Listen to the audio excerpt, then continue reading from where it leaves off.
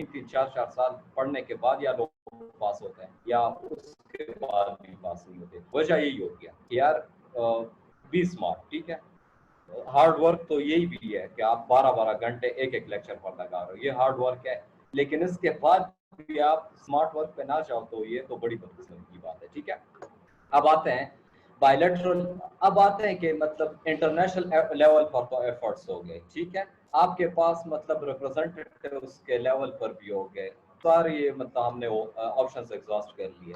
अब ये नहीं हुआ कि मतलब आपके पास पाकिस्तान ने कोई ऑप्शन छोड़ा। पाकिस्तान ने इवन जो बायलैटरल चैनल्स है ना, जो कि दो तरफा मतलब डायलॉग के थ्रू ये मसला हल हो सकता है, उसके भी सारे ऑप्शंस पाकिस्तान ने हर दौर में जब भी मौका मिला है एग्जॉस्ट किए हैं, ताकि कश्मीर का मसला उनकी आवाम के राय के मुताबिक हल हो सके। अब तक जो एफर्ट्स हुई है ना, उसमें सबसे ज्यादा जो काबिल जिक्र एफर्ट्स है ना, बैकडोर डिप्लोमेसी के अलावा जो आपकी स्टेट के लेवल पर होती है, वो आपके पास ये है। सबसे पहले इस मसले पर जो आपके पास हुआ ना डायलॉग, ये आपके पास मोहम्मद अली बोगरा और आपके पास नेहरू के दरमियान 1953 में हुआ था। इन दोनों ने, अब देख रहे हैं कि अब बायलैटरल एफर्ट्स शुरू हो गए हैं, तो बायलैटरल एफर्ट्स में भी इन मतलब दोनों साइड्स ने यही एग्री किया कि कश्मीर का मसला कश्मीर के अवाम के एस्पिरेशंस के मुताबिक ही होना चाहिए, और इसका सबसे प्रैक्टिकल तरीका इस चीज को मतलब इम्प्लीमेंट करने का ही है कि वहां पर एक इस्तिस्वाब राय करवाया जाए। लेकिन लेकिन इंडिया एज ऑलवेज एक एक्सक्यूज दूसरा एक्सक्यूज। इस टाइम पर पता है एक्सक्यूज क्या था? इस टाइम पर ये एक्सक्यूज था कि इंडिया पाकिस्तान यूएस की जानिब बहुत ज्यादा उसका झुकाव है, तो अगर पाकिस्तान यूएस की तरफ ज्यादा झुकाव उसका है, मतलब उसका एलाई बन गया है, तो यार यूएस जो है ना, ये मतलब ऐसे मेजर्स लेगा जो कि पाकिस्तान को बेनिफिट करेंगी और इंडिया को प्रिजुडिस कर देंगी।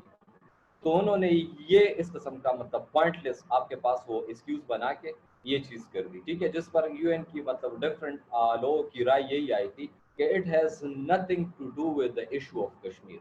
जो कि आपके पास पाकिस्तान की एफर्ट्स चल रही थी, it was only for search of security. ये जो आपके पास चैप्टर है बाकायदा, चैप्टर नंबर 3 आपके पास foreign policy of Pakistan by Abdul Sattar, इसका जो चैप्टर नंबर 3 है सर्च फॉर सिक्योरिटी, इसमें आपको यही मिलता है कि जो सारी एफर्ट्स हो रही थी वो तो सिर्फ वो सिक्योरिटी के उसके बेस पर थी। क्योंकि आपके पास 1948 के बाद के आउटकम में पाकिस्तान को यही रियलाइज हुआ था कि Pakistan will not be able to defend itself with such kind of forces and India is aggressive in its posture। दूसरा आपके पास फिर यहाँ पर नहीं रुकता, पाकिस्तान ने हर मतलब जब भी कोशिश मतलब मौका मिला इन्होंने वो किया है, ठीक है। भुट्टो स्वरण सिंह डायलॉग, ये आपके पास फॉरेन मिनिस्टर के लेवल पर डायलॉग हुई थी। भुट्टो उस टाइम फॉरेन मिनिस्टर थे आपके पास और स्वरण सिंह इंडिया की जानिब से थे। 1962 में इनके तकरीबन कोई 5-6 राउंड हुए थे डायलॉग्स के। लेकिन वही बात कि बिल्ली के गर्दन में मतलब वो गेंटी कौन बांधेगा, ठीक है। बिल्ली के गर्दन में गेंटी कौन, वही वाली बात शुरू हो गई कि जब इम्प्लीमेंटेशन का टाइम आता तो India used to start dragging its feet on the issue. वही जो पहले एलिबाइज है कि इसका मतलब झुकाव उस जानिब है। इसी तरह आपके पास पाकिस्तान को ही हटना चाहिए, मिलिट्री और सारे मतलब इवन जो कश्मीर के अपने फ्रीडम फाइटर्स है ना, उसका भी एक्सक्यूज ये बनाकर पाकिस्तान को पेश कर देते हैं कि ये भी आपकी जानिब से आए हैं। तो यार ये चीजें अगर आप किसी स्टेट को बिल्कुल कोने से लगा दें और वो आपके पास वो आपके कंडीशन उसके सामने रख दे जो कि उसके लिए पॉसिबल ही ना हो, तो इसका सिर्फ यही मतलब निकलता है कि that you are not serious in your dialogue, you are not serious in the resolution of the issue, you are only doing dialogue for the sake of dialogue. जिस तरह कुछ लोग क्वेश्चन बराए क्वेश्चन करते हैं ना क्लास में, इसी तरह आपके पास ये इंडिया डायलॉग बराए डायलॉग ही करता चला जा रहा है, बाकी इसने हल कोई नहीं करना, ठीक है। इसी तरह आपके पास शिमला एग्रीमेंट के मौके पर अलबत्ता इसका एजेंडा बिल्कुल डिफरेंट था। शिमला एग्रीमेंट का, शिमला जो आपके पास टॉक्स हो रही थी ना शिमला में, ठीक है, आपके पास ये 1971 के वॉर के बाद इसका एजेंडा बिल्कुल डिफरेंट था। लेकिन चूंकि कश्मीर का क्वेश्चन जो है ना वो जबरदस्ती इंडिया में ले आया था, तो पाकिस्तान ने एक्सेप्ट कर लिया था कि यार इस मसले को हमने हल करना चाहिए। अब इस पे दो नैरेटिव्स आपको मिलते हैं कि इंडिया का नैरेटिव ये है कि आपके पास आर्टिकल ये शिमला एग्रीमेंट का 3rd या 4th आर्टिकल अगर आप देख ले, उसमें ये बात की गई है कि यार पाकिस्तान इंडिया के दरमियान जो भी इश्यूज होंगे वो बायलैटरली दो तरफा बातचीत से हल किए जाएंगे। तो तो वो ये कहता है कि यार आपके पास जो यूएन की जानिब ये बार बार पाकिस्तान इस इशू को लेकर जा रहा है, तो पहले तो वो कहता है कि यार ये इशू इंडिया का डोमेस्टिक इशू है, और दूसरी बात तो ये कहता है कि अगर डोमेस्टिक इशू नहीं भी है तो तब भी पाकिस्तान को इंडिया के साथ सीधी बात करनी चाहिए, क्योंकि वो शिमला एग्रीमेंट में ये तय कर चुका है कि बायलैटरलिज्म के तौर पर ये किया जाएगा। लेकिन पाकिस्तान का नैरेटिव क्या है कि आप शिमला एग्रीमेंट के इस आर्टिकल को देख रहे हैं, लेकिन सबसे पहले आर्टिकल को नहीं देख रहे, जो कि ये कहता है आपके पास कि जो भी मामला होंगे इन दोनों मतलब ममालिक के दरमियान, वो under the principles of the UN charter होंगे। तो यूएन चार्टर के अंदर तो सिक्योरिटी काउंसिल के रेजोल्यूशंस भी आ जाते हैं ना, ठीक है। तो पाकिस्तान का नैरेटिव बिल्कुल प्रिंसिपल्ड है। इस मौके पर ये कश्मीर के मतलब मसले से यूनाइटेड नेशंस के सिक्योरिटी काउंसिल के जो प्रिंसिपल्स है जिसके बेस पर ये कश्मीर का मसला हल होना है, इस मामले से पाकिस्तान पीछे नहीं हटाता, क्योंकि इस आर्टिकल से शिमला एग्रीमेंट में ये बात मौजूद है कि जो भी मामला होगा वो यूनाइटेड नेशन सिक्योरिटी काउंसिल के चार्टर के प्रिंसिपल के बेस पर ही होगा, ठीक है। लेकिन अगर हम मान भी ले कि यार ये बायलैटरलिज्म भी, चलो हम मान लेते हैं कि यार इंडिया सीरियस है इसमें, लेकिन 1984 में आपको इंडिया की चालाकी या बदनीयती ऑपरेशन महदूद के नाम से मतलब आपके सामने आती है। उन्होंने शिमला एग्रीमेंट में क्या एग्री किया था कश्मीर के हवाले से कि इस मसले का जब तक हल ना निकले ना, जिस तरह यूनाइटेड नेशन सिक्योरिटी काउंसिल ने कहा हुआ था, तब तक पाकिस्तान और इंडिया दोनों कोई भी ज्योग्राफिकल पॉलिटिकल चेंज इस इलाके में नहीं लाएंगे, बल्कि स्टेटस को मेंटेन करेंगे, ठीक है, जब तक इसका हल ना निकाला जाए। तो स्टेटस को तो यही था कि आपके पास इंडिया इस साइड पर रहता। मैं मैप की जानिब दोबारा आता हूँ। इंडिया जो है ना आपके पास किस साइड पर रहता, आप मैं आपको बताता हूँ अभी कि यार ये आपके पास लाइन ऑफ कंट्रोल यहाँ पर कहाँ है। एक सेकंड तरफ आते हैं। अच्छा, ये लाइन ऑफ कंट्रोल है, ठीक है, ये आपके पास लाइन ऑफ कंट्रोल है, सही है। तो इसका क्या मतलब आपके पास मतलब हुआ कि ये आपके पास ये लाइन ऑफ कंट्रोल जो है ना, यहाँ पर आपकी लाइन ऑफ कंट्रोल खत्म हो जाती है। इस पॉइंट पर आप देख रहे हैं, आपको नजर आ रहा है, यहाँ से शुरू होती है, यहाँ से आते आते आते आते आपके पास यहाँ पर इस पॉइंट पर खत्म हो जाती है। इस पॉइंट को एक नाम भी कहते हैं, किसी को पता है?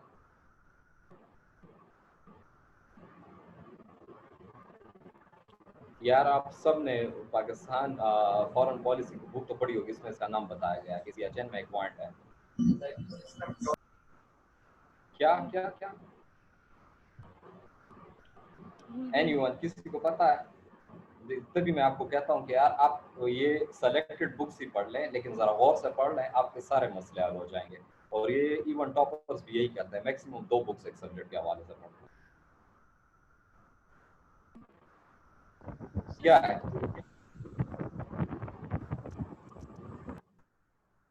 यार? सिंपल, NJ9842 नाम सुना है आपने?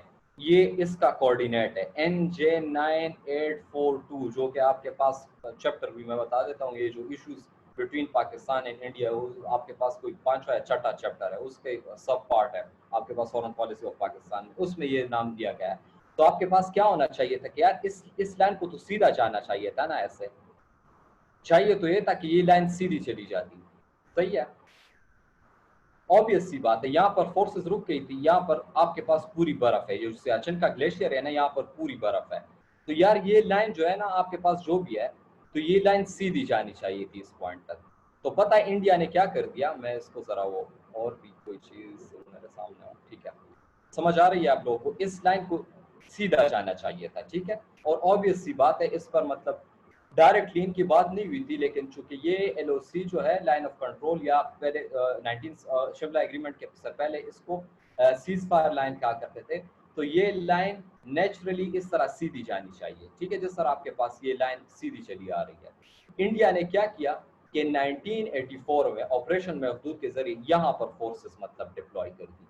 ये वाला इलाका नहीं है, जो कि अगर लाइन को आप सीधा खींच लेना, 1 मिनट में आपको दिखाता हूँ, 1 सेकंड में आपको करके देता हूँ, 1 सेकंड।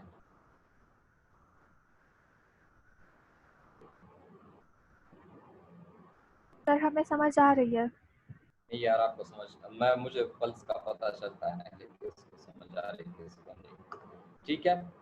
ये लाइन इस तरह सीधी जानी चाहिए थी, सही है।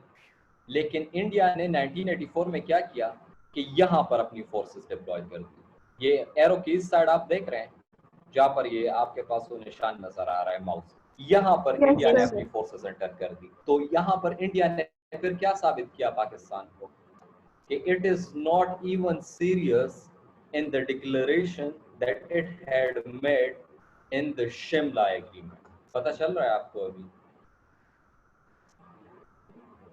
यस सर, मुआहदे की खिलाफ वर्जी कर रहे हैं। एग्जैक्टली तो अगर हम ये कह भी ले कि चलो यार ये जो इंडिया चीख रहा होता है कि आपके पास जो है, एक सेकंड, आपके पास जो है शिमला एग्रीमेंट में तो ये एग्री कर गए थे, तो हमारे पास पहला नैरेटिव तो ये है कि शिमला एग्रीमेंट में तो हमने इस पॉइंट से हम हटे ही नहीं थे कि जो सिक्योरिटी काउंसिल यूनाइटेड नेशंस के बेस पर जो फैसले होने हैं वो नहीं होंगे, बल्कि हमने तो ये कहा था कि बायलैटरल हम इश्यूज को रिजॉल्व करेंगे। उससे पहले हमने यूनाइटेड नेशंस के मतलब वो चार्टर को ले आए थे एग्रीमेंट में। लेकिन चले हम ये मान लेते हैं कि चलो उसको बायलैटरली सॉल्व कर देते हैं, तो फिर आपने 1984 में क्या किया? मतलब ये भी तो बात है ना, आपने 1984 में खुद इस मुआहदे की खिलाफ वर्जी की है, तो हम आप पर किस तरह ट्रस्ट कर सकते हैं या दुनिया इन पर किस तरह ट्रस्ट कर सकती है? समझ आ रही है आप लोगों को?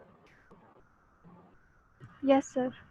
यस इट इज़ ईजी, ठीक है। ये एक कश्मीरी के मैं आपको मैं स्टार्ट में एक बात बताई कि इस टॉपिक को नहीं है, एक कश्मीरी के मतलब खुद को एक कश्मीरी एज्यूम कर लें। In fact Kashmir lives in our hearts, ठीक है।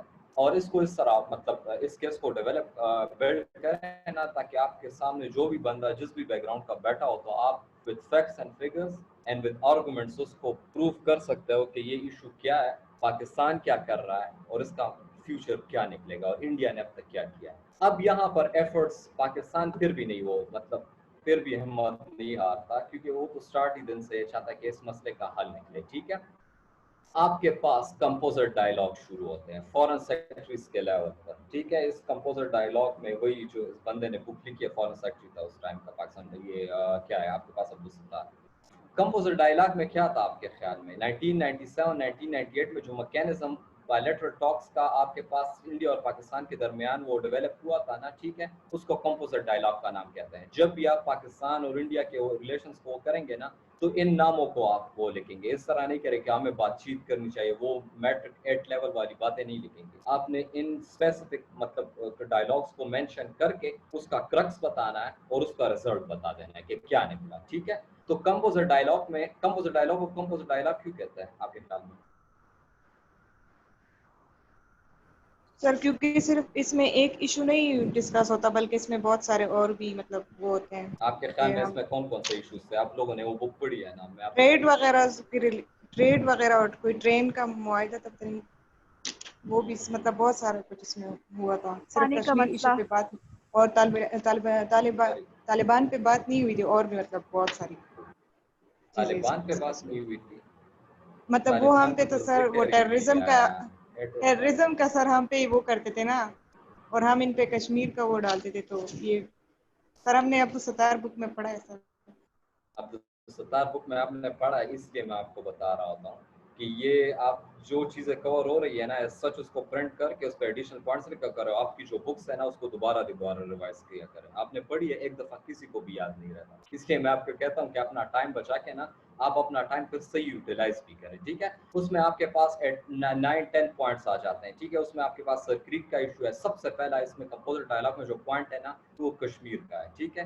कश्मीर का मसला हल होना चाहिए। दूसरा आपके पास सर क्रीक का जो आपके पास इशू है, पाकिस्तान इंडिया के इश्यूज में हम इसको पढ़ेंगे डिटेल से, नहीं वो आसान ही है, ठीक है। सर क्रीक का मसला, सियाचिन ग्लेशियर का मसला, इस तरह आपके पास क्रॉस बॉर्डर जो टेररिज्म या आपके पास वो एक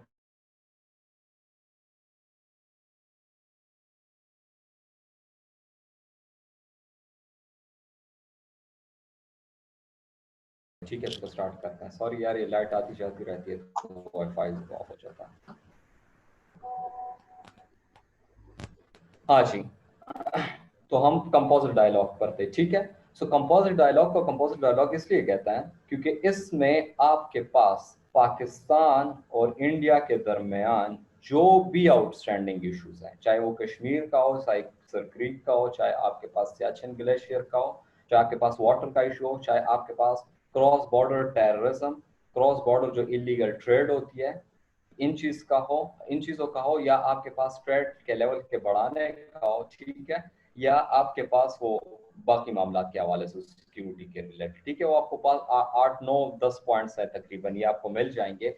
लेकिन जब भी आपने बात करनी है ना, तो आपने कंपोजिट डायलॉग के बेस पर बात करनी है कि अगर कंपोजिट डायलॉग को हम रिज्यूम कर ले और उसमें जो एजेंडा है वो रिजॉल्व हो जाए, देन हम मतलब अच्छे रिलेशंस की जानिब जा सकते हैं। पाकिस्तान इंडिया रिलेशंस को अभी हम करेंगे ना, ये इश्यूज को रिजॉल्व ये डिस्कस करने के बाद, तो इसी चीज को हम फिर हाईलाइट करेंगे। और बार बार पाकिस्तान यही कह रहा होता है, ठीक है यार, ये इसमें भी यही फेलर आया। फेलर क्यों आया? क्योंकि आपके पास India was dragging its feet, मतलब यही आपको कंपोजिट डायलॉग के रिजल्ट्स भी आपको यही मिलते हैं कि डिक्लेरेशन सारी कुछ हो गई, मैकेनिज्म्स भी बन गए कि फॉरेन सेक्रेटरीज के लेवल पर बात होगी, फिर वो रिकमेंडेशंस देंगे, लेकिन ये सारी चीजें इनकंक्लूसिव रही और सब्सिक्वेंटली स्टाल हो गई, सब्सिक्वेंटली बंद हो गई, ठीक है। इसके बाद आपको लाहौर डिक्लेरेशन का वो मिलता है, ठीक है, 1999 में, वो भी इनकंक्लूसिव रहा, मतलब उसका भी कोई नतीजा नहीं निकला, डिस्कशन हुई लेकिन नतीजा नहीं निकला, ठीक है। तो आप ये बात, एक बात है, चाहे वो इंटरनेशनल एफर्ट्स हो या बायलैटरल एफर्ट्स पर हम आ गए, या आपके पास रिप्रेजेंटेटिव्स की जानिब से एफर्ट्स हैं, एफर्ट्स सही हो रही हैं, उसमें रिकमेंडेशंस भी सही दी जा रही हैं मोस्ट ऑफ द टाइम, लेकिन इनकंक्लूसिव रह रही है, या तो फेल्ड हो रही है या इनकंक्लूसिव रह रही है, ठीक है। और किस वजह से रह रही है? सारी चीजों में एक बात आपको कॉमन लगेगी कि India is inflexible, India is inflexible, वो इनफ्लेक्सिबल है, वो अपने स्टांस से 1 इंच भी नहीं हट रहा, ठीक है। इस तरह आगरा समिट होता है 2001 में, मुशर्रफ जो जाते हैं ताजमहल वगैरह उन्होंने विजिट किया, उसमें आपके पास जो आगरा समिट की जो डिक्लेरेशन थी ना, आपको यही बात बुक में आपने पढ़ी भी होगी कि डिक्लेरेशन भी तैयार थी, सारा कुछ मतलब वो तैयार था, सही है कि यार हमने ये काम करना है, लेकिन एन वक्त पर इंडिया बैक ट्रैक कर गया। और बैक ट्रैक क्यों कर गया? उनके एक कैबिनेट के मिनिस्टर थे LK आडवाणी के नाम से, उसने मतलब वो सारी मतलब वो एक बंदे ने, आप देख रहे हैं कि पूरे स्टेट को आपके पास कुछ पॉलिटिकल लीडर्स जो है ना, वो क्या बना लेते, वो आपके पास उसको मतलब एक किस्म का मतलब आपके पैरालाइज कर देते हैं, ठीक है। तो ये समिट भी इनकंक्लूसिव रही, इसमें तो डिक्लेरेशन ही नहीं हुई, जो कि मतलब मुसवदा वो पेश करता है ना, आपके पास ज्वाइंट मतलब प्रेस कॉन्फ्रेंस करते हैं कि यार हमारे दरमियान ये बातें तय पाई, इसमें तो ये चीज भी नहीं हुई। और इस पर ये मतलब आपने मुशर्रफ ने कमेंट भी किया था कि हम it was inconclusive but it was not unsuccessful, मतलब ये गैर नतीजा रही, लेकिन मतलब आपके पास क्या है, नाकाम रही लेकिन नाकाम नहीं रही, ठीक है। इसी तरह के स्टेटमेंट आपके पास इंडिया की जानिब से भी वो हुए थे। तो यार ये एफर्ट भी की गई लेकिन वो भी नाकाम रही, उस पर कोई नतीजा नहीं निकला। इस तरह मुशर्रफ 4 पॉइंट फार्मूला मुशर्रफ ने 2006 में, या मैं लिख लेता हूँ ताकि आपके लिए कंफ्यूजन ना हो, ठीक है, मैं भूल गया था इसको लिखना। आपके पास मुशर्रफ ने 2006 में एक 4 पॉइंट फार्मूला दिया था। ये मुशर्रफ 4 पॉइंट फार्मूला क्या था? क्या था ये मुशर्रफ 4 पॉइंट फार्मूला? ये अभी किसी ने गलत किया ना, मैं अब आपसे क्वेश्चन करता हूँ, क्योंकि आपको मैं तकरीबन 2 महीनों से ज्यादा, 2 महीनों से पहले मैं आपको बता चुका था कि आपने अपनी प्रिपरेशन इस बुक से स्टार्ट करनी है। बार बार मैं चीख रहा होता था कि यार आपको मैंने बुक्स अपलोड कर दिया, आपने इस बुक से स्टार्ट करना है और इस तरह आगे जाना है। उसमें ये बात लिखी हुई है कि ये क्या चीज थी और ये क्यों ना काम हुई। अब मैं आपसे पूछता हूँ, ये एक सेकंड यार, अब मैं पूछूं तो फिर भी वो जरा वो, चला आप खुद बता दे, किसी को पता है इसका कि ये 4 पॉइंट्स क्या थे और ये क्यों नाकाम रहे?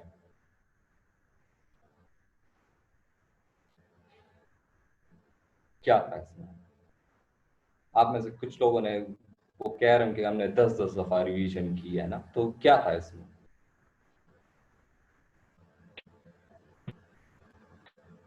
हेलो, आवाज आ रही है आप सबको? सिबत आवाज आ रही है आपको? यस सर, बिल्कुल क्लियर। Yes sir. यार ये खामोशी जो आपके लिए है ना, ये आपके लिए, आप खुद अपने आप को आंसर कर रहे हो, ठीक है। सर अगर गलत बोल देते हैं यार गलत बोल दो लेकिन कुछ तो बोला करो। इसका मतलब ये नहीं है कि मैं आपके इंटेलिजेंस लेवल चेक करना चाह रहा हूँ, आई एम नॉट इंटर, वो आपकी FPSC चेक करेगा, ठीक है। सर, ये वो पॉइंट्स लेकिन मेरे यार ख्याल से ये वो नहीं नहीं नहीं, मेरे ख्याल से नहीं, जो एक पॉइंट भी आपको सही याद हो ना वो बताया करें, मेरे ख्याल से बात नहीं करनी। Sir Kashmir is the central point of both states. मुझे तो कश्मीर पे जो उन्होंने बताया था कि जो आपके साथ है वो आपका ही रहे, और कुछ हमारे साथ होगा और कुछ इंडिपेंडेंट जो इंडिपेंडेंट अच्छा चलो चलो चलो माश चलो यार इस चीज को नहीं है, मैं इसलिए हाईलाइट करता हूँ, आपसे क्वेश्चन करता हूँ ताकि आप जरा वो सीरियस नोट पर तैयारी स्टार्ट करना शुरू कर दें, ठीक है? आप में से तैयारी आप कर रहे हो, ठीक है, लेकिन यार प्लीज ये चीज मुश्किल नहीं है, बहुत आसान एग्जाम है, लेकिन इसको जरा सीरियस लें, ठीक है? इसको मतलब बहुत बड़ा चढ़ा कर ना ले, इसको जरा सीरियस लें। और जिंदगी के किसी भी मामले को, एग्जाम वगैरह की मैं बात नहीं कर रहा हूँ, कितना छोटा से छोटा मसला क्यों ना हो, उसको ये नहीं है कि टेंशन या उसको लाइट लेना, उसको सीरियस लिया करें, ठीक है? मुशर्रफ 4 पॉइंट फार्मूला में पहली बात ये थी कि आपके पास फोर्सेस जो है ना, जो आर्मी वगैरह मौजूद है, उसको मतलब विड्रॉ किया जाए, पूरी डीमिलिटराइजेशन की जाए दोनों जानिब। अगर दोनों जानिब डीमिलिटराइजेशन पूरी एक दफा नहीं कर सकते तो फेज वाइज मतलब स्टेप वाइज उसको कर दो। पहला पॉइंट ये था डीमिलिटराइजेशन का। दूसरा पॉइंट आपके पास ये था कि लाइन ऑफ कंट्रोल जो एलओसी जिसको हम कहते हैं, ठीक है, वो अपनी जगह पर रहेगा, ठीक है, मतलब बॉर्डर्स में कोई चेंज नहीं आएगा, लेकिन कश्मीर के लोग जो है वो फ्रीली मूव कर सकेंगे, मतलब मतलब मकबूजा कश्मीर है वो वहाँ के लोग आजाद मतलब आसानी से आजादी से इस साइड वाली कश्मीर पर आ सकेंगे और यहाँ के लोग वहां पर मूव कर सकेंगे। दूसरा पॉइंट ये था। तीसरा पॉइंट ये था कि दोनों जानिब सेल्फ गवर्नेंस दी जाएगी, सेल्फ गवर्नेंस दी जाएगी, अभी भी है, ठीक है, लेकिन इंडिपेंडेंस को मतलब सेल्फ गवर्नेंस होगी, लेकिन इसको इंडिपेंडेंस से तशबीह नहीं दी जाएगी। मतलब self governance should be given to both side of the Kashmirs, but it should not be tantamount to independence. Independence नहीं होगी, लेकिन सेल्फ गवर्नेंस उन दोनों को दी जाएगी। तीसरा पॉइंट। चौथा पॉइंट आपके पास ये है कि चलो मिलिट्री वगैरह तो सारी हटा दी है, सेल्फ गवर्नेंस दे दिया, फ्रीली लोग मूव भी कर रहे हैं, लेकिन इस सिस्टम को इंटैक्ट रखने के लिए, ताकि ये सिस्टम काम कर सके और इससे कोई तीसरी कुव्वत फायदा ना उठाए और मसले मसाइल ना खड़े हों, तो पाकिस्तान, इंडिया और कश्मीर के स्टेक होल्डर्स मिलकर एक सुपरवाइजरी मैकेनिज्म बनाएंगे और इन्हीं स्टेप्स को कंटिन्यू रखते हुए ये जब चीज हमारे पास 4 पॉइंट फार्मूला मतलब इम्प्लीमेंट हो जाएगा, तो ग्रेजुअली हम कश्मीर के मतलब वो ड्यूरेबल सोल्यूशन की जानिब जा सकते हैं जो कि प्लेबिसाइड का ही है। लेकिन ये हमारे पास कामयाब नहीं हो पाया क्योंकि एक तो मुशर्रफ की हुकूमत खुद डिस्टेबलाइज हो गई थी, दूसरा मनमोहन सिंह वाली side India as usual serious नहीं था, उन्होंने उस पर कुछ काम नहीं किया, और तीसरा इसका एक फैक्टर ये भी था कि कश्मीरी कह रहे थे, कश्मीरी कुछ मतलब उनके एक्टर्स, कि यार सेल्फ गवर्नेंस तो दे रहे हो लेकिन इंडिपेंडेंस क्यों नहीं दे रहे, ठीक है? तो हम इसको क्रिटिकली मैं इसको इस तरह एनालाइज करता हूँ कि जो कि प्लेबिसाइड में मेन हर्डल्स है ना, उसको ये मैं 4 पॉइंट फार्मूला हिट कर रहा था और इस पे कई ये बात नहीं की गई थी कि ये मैकेनिज्म मतलब परमानेंट होगा। So it was pragmatic solution up to some extent, ठीक है, लेकिन ये मटेरियलाइज नहीं हो पाया, ठीक है? और अभी मैं आपको एक आज की मतलब मैं न्यूज आपको मतलब आपके साथ शेयर कर लूं कि यूएस की एक रिपोर्ट आई है ना, अभी आप डॉन का वेबसाइट खोले आपको थर्ड हेडलाइन वही मिलेगी। इंस्टीट्यूट ऑफ पीस जो उनका है ना, यूएस इंस्टीट्यूट ऑफ पीस एक टैंक है, तो उसके रिकमेंडेशंस में यही आया कि ये जो आपके पास फार्मूला दिया गया है ना, उस बेस उसके मतलब बेस पर कुछ मतलब वो आपके पास वो दोनों साइड्स को काम करना चाहिए, ठीक है? वो आर्टिकल आपको मैंने मेंशन भी किया हुआ है नीचे सजेस्टेड रीडिंग, आज का आर्टिकल है, ठीक है, अभी सुबह ही आया। तो ये चीज थोड़ी प्रैग्मेटिक थी, ठीक है, लेकिन एज यूजुअल इंडिया ने उस पर कोई वो नहीं किया। इस तरह आपके पास कॉम्प्रहेंसिव डायलॉग का लफ्ज जो है, कंपोजिट डायलॉग का लफ्ज आपके फॉरेन सेक्रेटरी ने इस्तेमाल किया है, कॉम्प्रहेंसिव डायलॉग का लफ्ज आपके पास इंडिया के किस फॉरेन मिनिस्टर ने इस्तेमाल किया था 2015 में कि यार कंपोजिट डायलॉग के बजाय कंपोजिट डायलॉग को हम सुपरसीड कर लेते हैं किस चीज से, कॉम्प्रहेंसिव डायलॉग से। 2015 में उन्होंने ये बात की थी and it was back in December 2015, ठीक है, and it is mentioned in the book which I have shared with you people। लेकिन ये डायलॉग जो है ना, ये कभी हुए ही नहीं। क्यों नहीं हुए आपके ख्याल में?